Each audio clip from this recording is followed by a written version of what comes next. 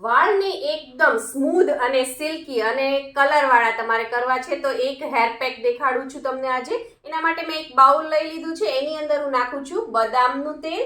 ત્યારબાદ એની અંદર હું નાખું છું નાળિયેરનું તેલ. બદામનું તેલ મેં 2 થી 3 ચમચી લીધું છે અને આ નાળિયેરનું તેલ છે 1 મોટો ચમચો લીધો છે.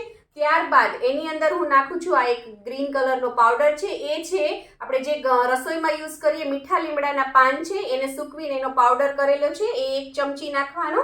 અને આ ના હોય તો તમે જે આપણે લીલા પાન આવે છે એને પણ પેસ્ટ બનાવીને તમે નાખી શકો છો. ત્યારબાદ એનું મેઇન ઇન્ગ્રીડિયન્ટ્સ છે દહીં. આનાથી તમારા વાળ એકદમ સ્મૂથ સિલ્કી થશે, એકદમ કન્ડિશનર કર્યું હશે એવું લાગશે. ત્યારબાદ આ એક તમને પાણી દેખાઈ રહ્યું છે. આની અંદર મેં 1 ચમચી ચાની ભૂકી અને 2 ચમચી કોફી પાવડર નાખી અને 1 ગ્લાસ પાણીને ઉકાળી લીધું છે. એ પાણી નાખ્યું છે અને આ બધી વસ્તુને સરસ મિક્સ કરી દેવાની છે.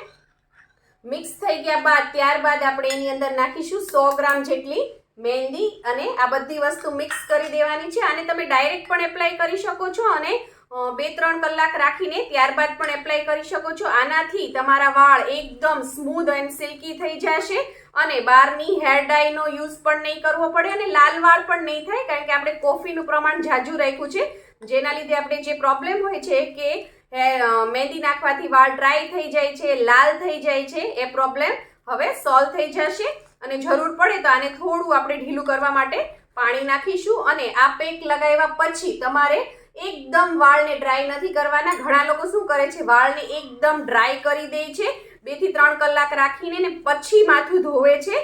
એના લીધે વાળ બહુ જ રૂખા થઈ જાય છે અને તૂટે છે.